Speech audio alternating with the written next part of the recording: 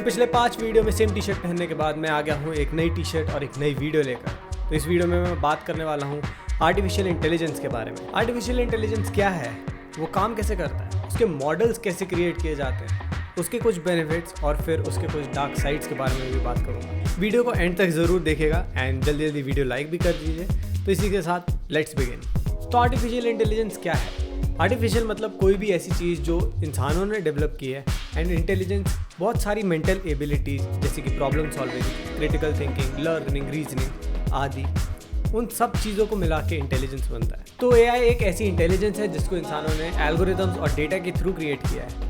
ये computer science and engineering की एक ऐसी फील्ड है जिसमें कंप्यूटर सिस्टम और एल्गोरिथम्स को डेवलप किया जाता है। ऐसे टास्क जिसमें ह्यूमन इंटेलिजेंस की ज़रूरत पड़ती है जैसे कि decision making, visual perception, speech recognition आदि, उनके लिए ऐसे सिस्टम्स और एल्गोरिथम्स डेवलप किए जाते हैं जिससे कंप्यूटर या फिर रोबोट उन पर्टिकुलर टास्क को सीख कर, समझ कर कंप्लीट कर सके। एआई 2 कैटेगरीज में डिवाइडेड है, weak AI and strong AI. Weak या नैरो एआई बहुत स्पेसिफिक टास्क को कंप्लीट करने के लिए ट्रेन किए जाते हैं जैसे कि इमेज रिकग्निशन या फिर नेचुरल लैंग्वेज प्रोसेसिंग। और स्ट्रॉन्ग या जनरल एआई को इस तरह से डिज़ाइन किया जाता है ताकि वो नई सिचुएशंस को अपना कर नई चीज़ें सीख सके जैसे कि क्रिटिकल थिंकिंग और सेल्फ ड्राइविंग कार्स।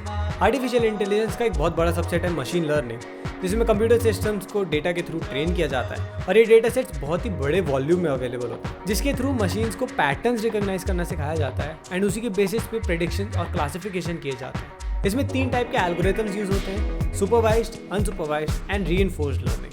तो पहला है सुपरवाइज्ड लर्निंग। इसमें मशीन को ट्रेन करने के लिए कुछ लेबल डेटा दिया जाता है जिसके आउटपुट पहले से पता होते हैं। फिर उस एल्गोरिथम की एक्यूरेसी को टेस्ट करने के लिए कुछ अनलेबल्ड डेटा दिया जाता है जिसका आउटपुट वो मशीन प्रोवाइड करता है। फॉर एग्जांपल, जब एक स्टूडेंट को बहुत सारे एग्जांपल्स दिए जाते हैं एक टॉपिक पर, तो उन एग्जांपल्स में से पैटर्न्स को रिकॉग्नाइज करके नए सिचुएशंस में वो अपने आउटपुट दे सकता है। तो दूसरा है अनसुपरवाइज्ड लर्निंग। इसमें मशीन को अनलेबल्ड डेटा प्रोवाइड किया जाता है और उसी डेटा में से पैटर्न्स को रिकॉग्नाइज करके मशीन खुद से आंसर ढूंढता है। फॉर एग्जांपल, अगर बहुत सारे ऑब्जेक्ट्स को आप एक बच्चे के सामने रख दो तो वो उन ऑब्जेक्ट्स को उनके शेप्स के बेसिस पर ग्रुप्स में डिवाइड करके रख सकता है। तीसरा है रीइंफोर्स्ड लर्निंग। इसमें मशीन अपने एनवायरनमेंट से सीखता है एंड आउटपुट पर मिले फीडबैक से भी अपने रिजल्ट्स को इम्प्रूव कर सकता है। फॉर एग्जांपल, जब आप कुछ सीख रहे होते हैं तो उसमें मिले पॉजिटिव और नेगेटिव फीडबैक के बेसिस पर आप अपने रिजल्ट्स को आगे इम्प्रूव कर सकते हैं। इन एल्गोरिथम्स का प्रॉपर यूज़ आपके एआई मॉडल्स को काफ़ी इंटेलिजेंट बना सकता है। वैसे चैनल को सब्सक्राइब करना आपको भी काफ़ी इंटेलिजेंट बना सकता है। तो एक आर्टिफिशियल इंटेलिजेंस मॉडल बनाने के क्या स्टेप्स हैं? सबसे पहले आपको प्रॉब्लम डिफाइन करनी होगी कि किस प्रॉब्लम को सॉल्व करने के लिए आप अपना आर्टिफिशियल इंटेलिजेंस मॉडल बनाना चाहते हैं। तो इस स्टेप में 3 ज़रूरी चीज़ें हैं। पहला, इनपुट डेटा जो कि आपके मॉडल को ट्रेन करने के लिए यूज़ होगा। दूसरा है आउटपुट जो कि ट्रेनिंग के बाद आपका मॉडल जनरेट करेगा। एंड तीसरा है परफॉर्मेंस मैट्रिक्स जो कि आपके मॉडल की इफेक्टिवनेस को डिफाइन करेगा। तो फिर आता है डेटा गैदरिंग और प्री प्रोसेसिंग। इस स्टेप में आपके एआई मॉडल ट्रेनिंग के लिए डेटा को इकट्ठा किया जाता है और क्लीनिंग और नॉइज रिमूवल जैसे प्री प्रोसेसिंग टेक्निक्स की भी ज़रूरत पड़ सकती है ताकि जो एआई मॉडल का रिक्वायर्ड फॉर्मेट है उसमें आपको डेटा मिल सके। अगले स्टेप में आप decision trees, random forest, support vector machine, regression, ऐसे कई सारे एल्गोरिथम्स में से एक अपने एआई मॉडल के लिए सिलेक्ट करते हैं। फिर आता है मॉडल ट्रेनिंग। एल्गोरिथम जो आपने सिलेक्ट किया था वो डेटा में से पैटर्न्स को ढूंढने की कोशिश करता है एंड उसी बेसिस पे फिर प्रेडिक्शंस किए जाते हैं। इस प्रोसेस में एल्गोरिथम की एक्यूरेसी को बढ़ाने के लिए उसको ऑप्टिमाइज भी किया जाता है। अगले स्टेप में मॉडल का इवैल्यूएशन किया जाता है। ये ज़रूरी हो जाता है कि ट्रेनिंग के बाद आपके मॉडल की परफॉर्मेंस ज़्यादा से ज़्यादा एक्यूरेट रहे। मॉडल की टेस्टिंग उस डेटा में की जाती है जो कि ट्रेनिंग के दौरान यूज़ नहीं की गई थी। इससे मॉडल की एक्यूरेसी के बारे में पता चलता है। मॉडल को इवैल्यूएट करने के लिए कुछ इवैल्यूएशन मैट्रिक्स को यूज़ किया जाता है जैसे कि एक्यूरेसी, F1 स्कोर, प्रिसीजन और रिकॉल।